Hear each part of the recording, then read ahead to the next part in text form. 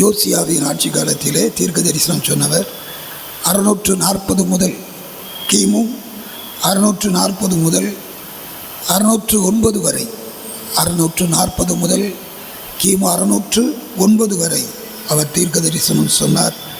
இவருடைய தீர்க்க தரிசனத்திலே மிகவும் முக்கியமான காரியம் ஜனங்களுடைய ஒரு உயிர்மீட்சிக்கு பின்னாடி இந்த கடிதத்தை எழுதினார், இந்த புத்தகத்தை எழுதினாரா என்கின்ற ஒரு கேள்வி எழும்புகின்றது. இந்த கேள்வியிலே முதலாவதாக இந்த செப்பனியாவிலே நமக்கு ஒரு 3 அதிகாரம் கொடுக்கப்பட்டிருக்கிறது. இந்த 3 அதிகாரத்தில் கர்த்தருடைய நாள் என்னும் சொற்றொடர் 7 முறை வருகிறது. கர்த்தருடைய நாள் அப்படிங்கிற அந்த வார்த்தை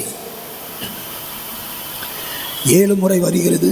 அடுத்து கர்த்தர் நடுவில் எரிச்சல் என்கின்ற வார்த்தையெல்லாம் கடவுளின் கோபத்தை பிரதிபலிப்பதை நாம் பார்க்கின்றோம். இந்த செப்பனியாவின் புத்தகத்திலே நாம் படிக்கின்ற பொழுது முதலாவதாக அந்த செப்பனியாவின் புத்தகத்திலே நியாய தீர்ப்பை நிறைவேற்ற வேண்டும் என்னும் தேவனுடைய தீர்மானம், தவறு செய்கின்ற மக்களுக்கு தவறிலிருந்து அங்கே தவற்றிலே சுட்டி காட்டுவதற்கு தண்டனை கொடுக்க வேண்டும் என்பது கடவுளின் ஒரு காரியமாக இங்கே சொல்லப்படுகிறது. இந்த செப்பனியாவிலே ஏன் கடவுளுடைய உக்கிர கோபம் வருகிறது என்று சொன்னால், நீங்கள் பார்த்தீங்கன்னா 5வது வசனம், முதல் அதிகாரத்திலே 5வது வசனத்தில் அவர்கள் வீடுகளிலே வான சேனை வானத்தில் உள்ள பொல்லாத காரியங்களை அவர்கள் வழிபட்டார்கள். அதை வான அக்கினி அப்படின்னு சொல்கிறாங்க. அதை அவர்கள் கும்பிடுவதற்கும் தங்கள் குடும்பத்திலே நன்மைகள் தீமைகள் நடைபெறுவதற்கு இந்த காரியத்தை அவர்கள் பார்க்க வேண்டும் என்று அவர்கள் யோசிப்பதற்காக இந்த வான சேனையை அவர்கள் வணங்கி செயல்பட்டார்கள். அதோடு மட்டுமல்ல, அவர்கள் மல்காமின் பேரிலும் கர்த்தர் பேரில் கூட அவங்க ஆணையிட்டு சில நேரங்களில் சில காரியங்களை செய்தாங்க. ஆனால் இவர்களுக்கு கர்த்தரை விட்டு பின் வாங்குகிறவர்களையும் கர்த்தரை தேடாமலும் அவரை குறித்து விசாரியாமலும் இருக்கிறவர்களையும் இவ்விடத்தில் இராதபடிக்கு சங்காரம் பண்ணுவேன் என்று கர்த்தர் சொல்கின்ற அந்த சொற்றொடர் இங்கே அதிகமாக கொடுக்கப்பட்டிருக்கிறது. ஆகவே முக்கியமான காரியம், ஆண்டவரை அறியாமல் கர்த்தரை அறியாமல் கர்த்தருக்கு பிரியமில்லாத காரியத்திலே அவர்கள் செயல்பட்டதை நாம் இங்கே பார்க்குறோம். இந்த புத்தகத்திலே நாம் பார்க்கின்ற பொழுது உருவ வழிபாட்டின் காரணமாக யூதாவுக்கு ஆண்டவர் நியாய தீர்ப்பை நியமிக்கிறார். உருவ வழிபாடு, இப்போ உருவ வழிபாடு என்று சொல்ல பொழுது விக்கிரகங்களை வணங்குவது, பல காரியங்களை நாம் சற்று யோசிக்கணும். இன்றைக்கு நம்ம கிறிஸ்தவங்க கூட அநேக உருவ வழிபாட்டுக்கு நேர போயிடுறாங்க. இந்த நம்ம ரோமன் கத்தோலிக்க திருச்சபைக்கு போகிறாங்க, அங்கே என்ன இருக்குது? சிலை இருக்குது, உருவ வழிபாடு இருக்குது. ரோமன் கத்தோலிக் சர்ச்சஸில் போகும் பொழுது அங்கே நிறையா சின்ன சின்ன காரியங்களை வச்சுருப்பாங்க. மரியாம் அப்படி சொல்லுவாங்க, அடுத்து ஒவ்வொரு அப்போஸ்தலர்களை சொல்லுவாங்க, அடுத்து இயேசு கிறிஸ்துவுடைய தாயாரை குறித்து சொல்லுவாங்க. இப்படி அநேக வழிபாடுகள்லாம் இருக்குது. ஆனால் இந்த தவறுகள் கர்த்தருக்கு பிரியம் இல்லை என்பதை அதிகமாக உணர்த்துவதற்காக இந்த புத்தகத்தில் எழுதுகிறார். இதில் 2வது அதிகாரத்தை பார்க்கும் பொழுது ஒரு முக்கியமான காரியத்தை அவர் சொல்கிறார். என் ஜனங்களே, உங்களை உய்த்து ஆராய்ந்து சோதித்து அறியுங்கள். 2வது அதிகாரத்தில் 2வது வசனம் 3வது வசனம், நீங்கள் உங்களை உய்த்து ஆராய்ந்து சோதித்தறியுங்கள். தேசத்திலே சிறுமையானவர்களை கர்த்தருடைய நியாயத்தை நடப்பிக்கிறவர்களை 3 காரியம் அவர் சொல்வார். 1, என் ஜனங்களே நீதியை தேடுங்கள். முதலாவது உங்களை சோதித்து பாருங்கள். உங்களை உய்த்து ஆராய்ந்து சோதித்து பாருங்கள். ஏன்னா நீங்கள் முதல் அதிகாரத்தில் 14, 15 இந்த வசனங்களை பார்த்தீங்கன்னா செப்பனியாவில் முதல் அதிகாரத்தில் 14, 15 அதிகாரத்தை பார்த்தீங்கன்னா, இந்த நாள் உக்கிரகத்தினால் இக்கட்டும் இடுக்கமுமான நாள், அது அழிவும் பால் கடிப்புமான நாள், இருளும் அந்தகாரமான நாள், இது மப்பும் மந்தாரமுமான நாள், கர்த்தருடைய பெரிய நாள் சமீபித்திருக்கிறது, கிட்டி சேர்ந்து மிகவும் தீவிரமாய் வருகிறது. அழிவு ரொம்ப பக்கத்தில் வந்துட்டு. கர்த்தருடைய பிள்ளைகளே, என் ஜனங்களே, யூதா மக்களே, அழிவு பக்கத்தில் வந்துட்டு.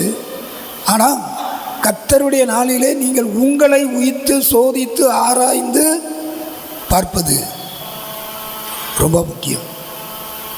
உயித்து ஆராய்ந்து சோதித்து அறியுங்கள். அதுக்கான அந்த காரியத்தை அவர் சொல்லுகிறார். பாருங்கள், 3வது வசனத்தில் 1வது நீதியை தேடுங்கள்.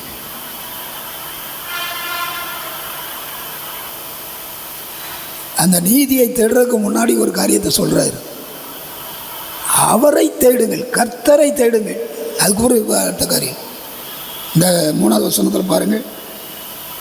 தேசத்தில் உள்ள எல்லா சிறுமையானவர்களே, கர்த்தருடைய நியாயத்தை நடப்பிக்கிறவர்களே, அவரை தேடுங்கள், கர்த்தரை தேடுங்கள், ஆண்டவரை தேடுங்கள்.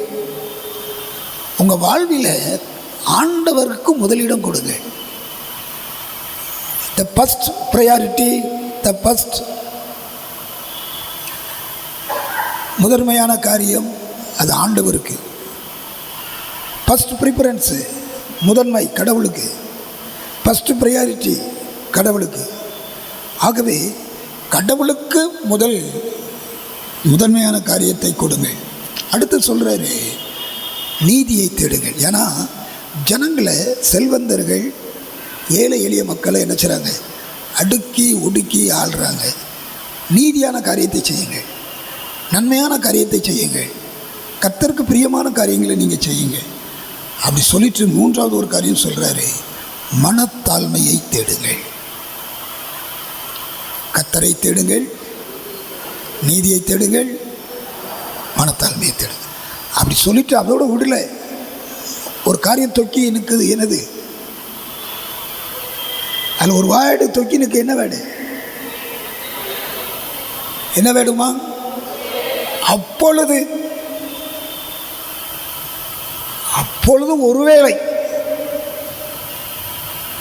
என்ன, அப்பொழுது ஒருவேளை கர்த்தருடைய கோபத்தின் நாளிலே பாதுகாக்கப்படலாம். அப்போ கர்த்தர் கோபமாக இருக்கிறாரு.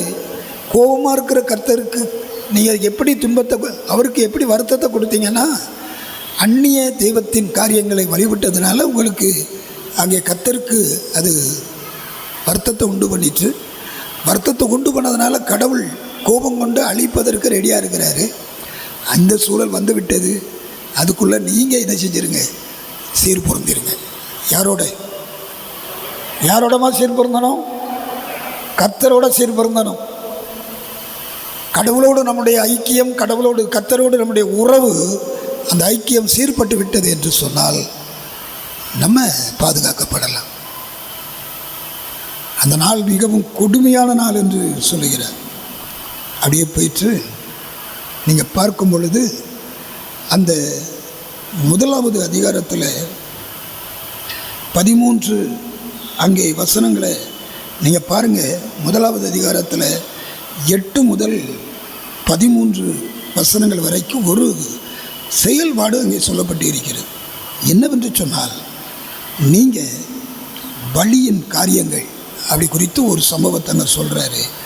அந்த சம்பவம் என்னவென்று சொன்னால், நீங்கள் பலியின் காரியங்களிலே அந்நியர் உங்களுக்காக உங்கள் காரியங்களை அவர்கள் எடுத்துக்கொண்டு போயிடக்கூடாது, உங்களை ஆண்டவர் தண்டிக்கக்கூடாது அப்படிங்கிறத அவர் சொல்கிறார். பாருங்கள், 8வது வசனத்தை வாசிங்க. கர்த்தருடைய யாகத்தின் நாளிலே நான் அதிபதிகளையும் ராஜகுமாரரையும்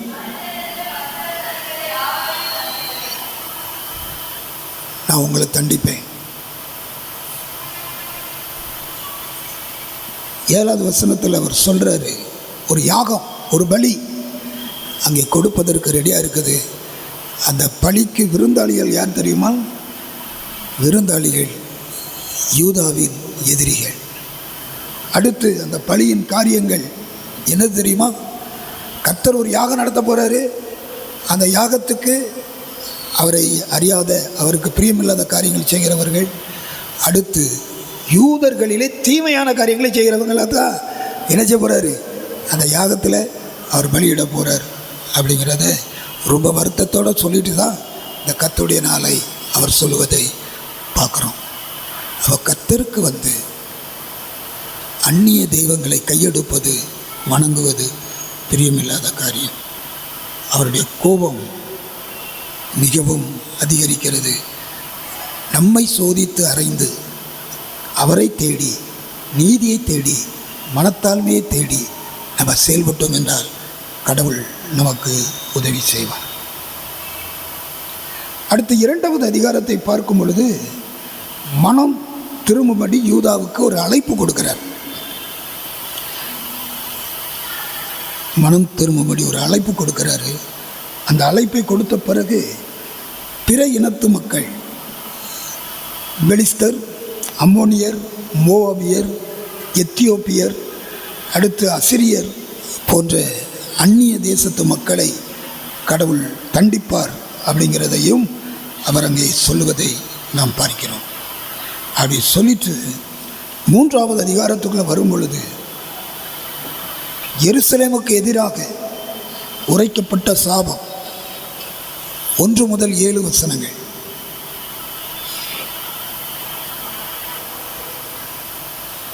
இடுக்கண் செய்து ஊத்தையும் அழுக்குமாக்கிற நகரத்துக்கு எனது ஐயோ. அது யாராக இருக்கலாம்? யாரும் இருக்கலாம். இது எருசலேமை பார்த்து சொல்கிறாரு. எருசலேம் யார்? சீயோன் குமாரத்தி, அவருடைய பிள்ளைகள். யார் தங்களுடைய வாழ்க்கையில் கர்த்தருக்கு பிரியமில்லாத அழுக்கான காரியங்களை செய்கிறார்களோ அவர்களுக்கு தண்டனை நிச்சயமாக உண்டு அப்படிங்கிறத அவர் சொல்கிறாரு.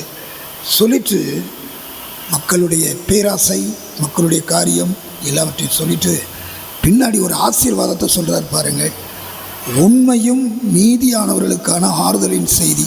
3ஆம் அதிகாரம் 8வது வசனத்திலிருந்து 20வது வசனம் வரைக்கும் மனம் திரும்பி இந்த யூதயாவில் இருக்கின்ற கர்த்தருக்கு பிரியமான ஜனங்கள், ஒரு 100 பேர் இருக்கானா எப்படி ஒரு 10 பேர் கடவுளுக்கு பிரியமாக என்ன செய்வான்? இருப்பான். கடவுளுக்கு பிரியமாக இருக்கிற அந்த ஜனங்களுக்கு கடவுள் ஆசீர்வாதத்தை கொடுக்குறாரு அப்படிங்கிறத சொல்கிறார்.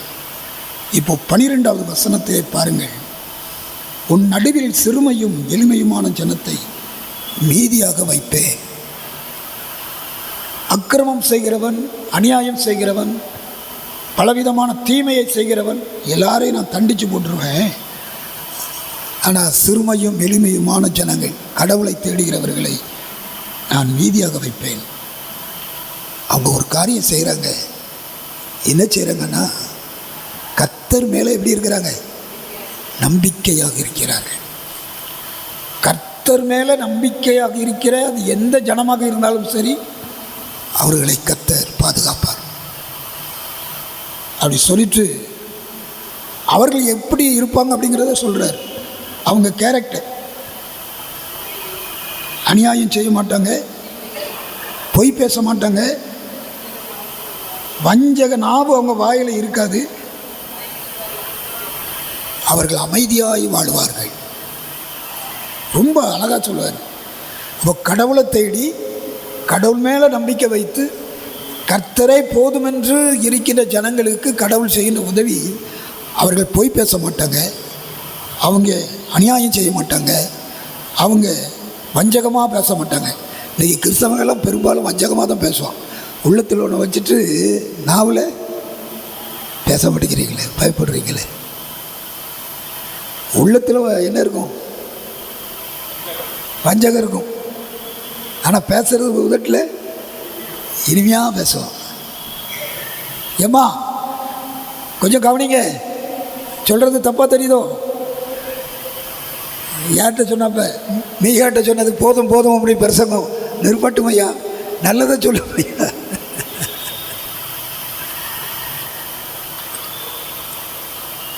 நாவில் இனிமை, உள்ளத்தில் வஞ்சகம். கர்த்தருக்கு பிடிக்காத ஒரு காரியம். யூத ஜனங்களில் கொஞ்சம் பேர் கெட்டு போயிட்டான், கடவுளை மறந்து போயிட்டான், அந்நிய தெய்வங்களோடு போயிட்டான். கடவுள் அவனுக்கு ஒரு தண்டனை கொடுப்பேன்னு சொல்லிட்டாரு. அந்த ஜனத்துக்குள்ளே ஒரு கொஞ்சம் ஜனம், இவ்வளோ பெரிய ஜனத்துக்குள்ளே ஒரு கொஞ்சம் ஜனம் உண்மையாக இருக்கிறாங்க. அவங்க அநியாயம் செய்ய மாட்டாங்க, அவங்க பொய் பேச மாட்டாங்க, அவங்க வஞ்சகம் பேச மாட்டாங்க. அடுத்து அமைதியான வாழ்க்கை, புசித்து குடித்து அமைதியாக இருப்பாங்க. போதாது, அவர்கள் புசித்து குடித்து அமைதியாக இருப்பாங்க. ஏன்னா அவங்க நம்பிக்கை யார் மேலே வச்சுருக்காங்க? கர்த்தரை நம்புகிறவனும் செழிப்பான். கர்த்தர் மேல் நம்பிக்கை இருக்கிற மனுஷன் பாக்கியவான். அப்போ கர்த்தரை மட்டும் நம்ம நம்பிக்கை வச்சு விடுவோம். இன்றைக்கி இந்த பொய் பேசுகிறது ரொம்ப சாதாரணமாக போச்சு. பொய் பேசுகிறது ஆமாம். அன்றைக்கி யாரோ ஒருத்தர் வேடிக்கை சொன்னார், அவரை கொஞ்சம் ஏக்கர் கணக்கில் பேசுகிறாருப்பா, கொஞ்சம் குறைச்சி பேச சொல்லுங்கள். எவ்வளோ பேசுகிறாரா? ஏக்கர் கணக்கில் பேசுகிறாரா பொய்ய? எதுக்கு எடுத்தாலும் பொய். கொஞ்சம் யோசிக்க வேண்டியிருக்கேன்னு ஏக்கர் கணக்காக பேசுகிறாரு, அவரை கொஞ்சம் குறைச்சி பேச சொல்லுங்கள். திராசு என்ன செஞ்சிடும்? உடஞ்சி போயிடும்.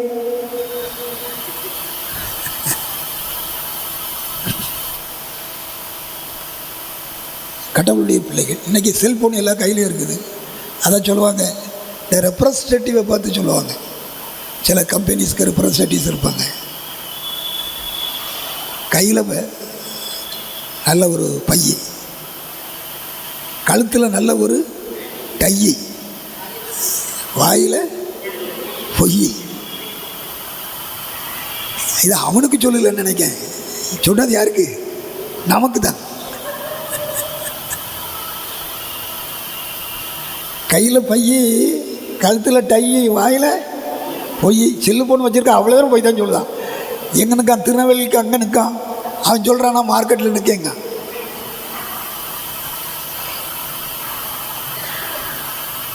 வசதியாக போச்சு. அவர்கள் பொய் பேசுவதில்லை. கர்த்தரை நம்புகிறவர்கள், ஏமா கர்த்தரை நம்புகிறவர்கள் பொய் பேச மாட்டாங்க. கர்த்தரை நம்புகிறவங்க அநியாயம் செய்ய மாட்டாங்க. கர்த்தரை நம்புகிறவங்க வஞ்சனையாக இருக்க மாட்டாங்க. கர்த்தரை நம்புகிறவங்க அமைதியான வாழ்க்கை என்ன செய்வாங்க? வாழுவாங்க. இப்போ ஆண்டவர் சொல்கிறாரு, சீயோன் குமாரத்தியை 14வது வசனம் 3வது அதிகாரத்தில் கெம்பீரித்து பாடு, இஸ்ரவேலரை ஆர்ப்பரியுங்கள், நீ முழு இருதயத்தோடு மகிழ்ந்து கலிகூறு. ஏன்னா ஒரு பெரிய வாக்கு கொடுக்கிறார். என்ன வாக்கு? கர்த்தர் உன் ஆக்கினைகளை அகற்றி உன் சத்துருக்களை விலக்கி இஸ்ரவேல் ராஜாவாகிய கர்த்தர் உன் நடுவிலே இருக்கிறார். இனி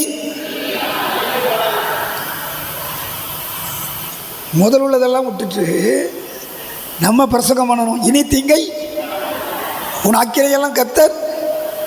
ஆனால் முதல் சொன்ன அந்த 4-5 பாயிண்ட் இருக்கு பாருங்க, அதெல்லாம் என்ன செய்ய மாட்டான்?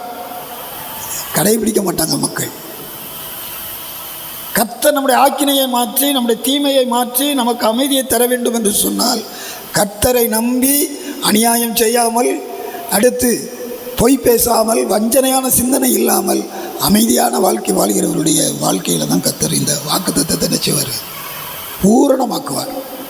ஆனால் நம்ம சும்மா வாஸ்தவில்லாம், இனி உனக்கு தீங்கு வராதிருக்கும். அடுத்த வசனம் சொல்கிறாரு, அந்நாளிலே எருசலேமை பார்த்து பயப்படாதே என்றும் உன் கைகளை தளர விடாதே என்றும் சொல்லப்படும். கர்த்தர் சொல்கிறாரு, பயப்படாத, உன் கையை தளர விட்டுறாத. ஏனென்று சொன்னால் உன் தேவனாய கர்த்தர் யார் நடுவில் இருக்கிறாரு? உன் நடுவில் இருக்கிறார். ஹல்லேலூயா! ஒரு அல்லேலூயா சொல்லுங்க பாப்போம். உன் தேவனாய கர்த்தர் எப்போ? அவரை நம்பணும், அநியாயம் செய்யக்கூடாது, பொய் பேசக்கூடாது, வஞ்சனையான எண்ணம் இருக்கக்கூடாது, அமைதியான வாழ்க்கையை வச்சுக்கிடணும். அப்போ தீமை ஒன்றும் அணுகாது. கர்த்தர் உங்கள் வாழ்வை என்ன செய்வாராம்? அவர் நம் நடுவில் இருந்து. அதுக்கு ஒரு அழகான காரியம் இருக்குது. கர்த்தர் நம்ம மேலே ஒரு அன்பு கூர்ந்து, அந்த வசனத்தை வாசிக்கிறேங்க கவனிங்க. அவர் வல்லமை உள்ளவர். யாரு? உக்கிரமாக இருக்காரு, சீக்கிரம் வந்து அழிக்க போறாரு. கொஞ்சமாக இருக்கிறவன் மேலே பாசமாக இருக்கிறாரு. அவர் வல்லமை உடையவர், எதையும் செய்ய முடியும். எல் ஷடாய், நம்முடைய கடவுள் வல்லமை உடையவர். எல் ஷடாய், எல் ஷடாய் அப்படிங்கிற அந்த வேர்டு, அந்த ஹீப்ரு வேர்டு 2 அர்த்தத்தை கொடுக்கிறது. ஒன்று, உக்கிரகமான கோபம் உடையவர். யார்? உக்கிரமான கோபமும் வல்லமை உடையவர் கர்த்தர். அதே நேரத்தில் இன்னொரு அர்த்தம் அதற்கு சொல்லப்பட்டு இருக்கிறது. அந்த எல்ஷடாய்ங்கிற வார்த்தைக்கு தாயின் மார்பு உடையவர். யார்? தாயின் மார்பு. தாயின் உள்ளம் எப்படிப்பட்ட உள்ளம்? அன்பு நிறைந்த உள்ளம். தாயின் உள்ளம் இரக்கம் நிறைந்த உள்ளம், கருணை நிறைந்த உள்ளம். அந்த கடவுள் நம்மோட இருக்கிறார். நம்ம பேரில் அவர் சந்தோஷப்படுவார், அவர் களி கூறுவார். உங்கள் பேரில் கர்த்தர் என்ன செய்வார்? அப்போ நீங்கள் உலகத்தையம்மா இன்றைக்கி பைபிள் ஸ்டடிக்கு வந்திருக்கிற நீங்கள் உலகத்தில் மற்றவங்கெல்லாம் இப்படி வாழ்கிறாங்களேன்னு சொல்லி அவங்கள பார்த்து வாழ்க்கையை நடத்தாதீங்க. நம்ம ஒருத்தராக இருந்தாலும் பரவாயில்ல, யாரை மட்டும் பிரியப்படுத்துகிற வாழ்வு வாழணும். அப்போ அவர் நம்ம மேலே என்ன செய்வார்? மகிழ்ந்து இருப்பார். அப்படி சொல்லிட்டு பின்னாடி ஒரு பெரிய ஆசீர்வாதத்தை கொடுக்குறாரு. உங்களை யாரெல்லாம் இந்த கொஞ்சம் ஜனம் மீதி இருக்குது, ஏன்னா அந்நிய தேசத்து ராஜாக்கள், அந்நிய தேசத்து அதிபதிகள் எல்லாம் இவங்களை மோசம் பண்ணிட்டாங்க. யாரை? யூத ஜனங்களை மோசம் பண்ணிட்டாங்க. அவங்க ரொம்ப கிண்டல் பேசுனாங்க, கேலி பேசுனாங்க, அவங்களுக்கு விரோதமாக பேசுனாங்க. அப்படி பேசுகிறவங்க மத்தியில் உங்களை புகழ்ச்சியும் கீர்த்தியுமாய் வைப்பேன். ஒரு அல்லேலூயா சொல்லுங்கள். நான் இதை பெண்டெகோஸ்டல் சர்ச்சில் பேசிகிட்டே இருந்தால் அல்லேலூயா போட்டுக்கிட்டே இருப்பாங்க. உங்கள்கிட்ட கேட்டு வாங்க வேண்டிய சூழல் இருக்குது. உங்களை புகழ்ச்சியும் கீர்த்தியுமாய் வைப்பார். அடுத்து சொல்றாரு, உங்கள் சிறையிருப்பை மாற்றுவேன்.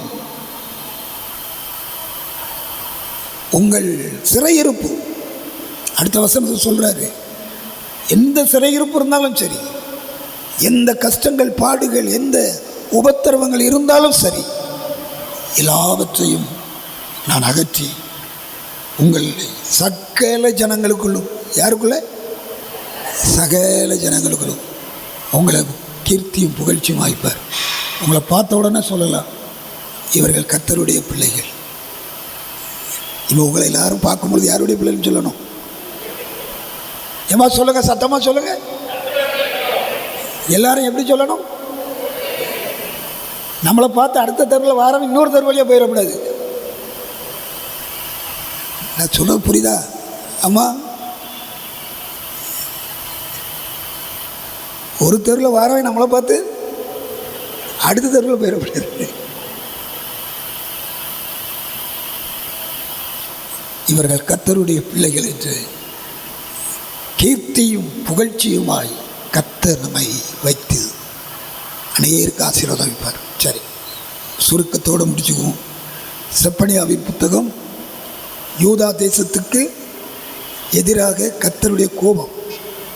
அந்த கோபத்தின் நடுவிலே எதுக்கான கோபம்? வான அக்னி தேவதையை அவர்கள் ஆராதித்தார்கள். அதனால் கர்த்தருடைய கோபம். அதனால் ஒரு அழிவு வரப்போகிறது. அந்த அழிவில் நீங்களாம் சிக்கி தவிக்கக்கூடாது. அதுக்காக நீங்கள் மனம் திரும்புங்க, கர்த்தரை தேடுங்கள், நீதியை தேடுங்கள், மனத்தாழ்மையை தேடுங்கள். உங்களை உய்த்து சோதித்து ஆராய்ந்து பாருங்கள்.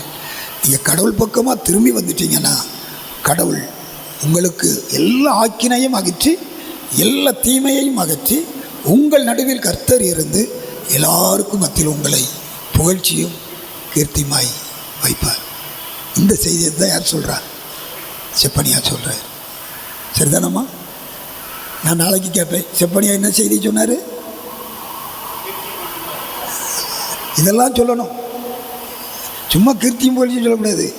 இது 1ஆம் தேதி ஆசீர்வாத ஜெபம், ஆசீர்வாத பிரசங்கம், இதெல்லாம் சொல்லி கடைசியில் இதை சொல்லணும். கர்த்தர் உங்களை சகல ஆக்கினையிலிருந்து விலக்கி, தீமையிலிருந்து விலக்கி, சகல ஜனங்களுக்கு மத்தியிலே கீர்த்தியும் புகழ்ச்சியுமாய் வைப்பார்.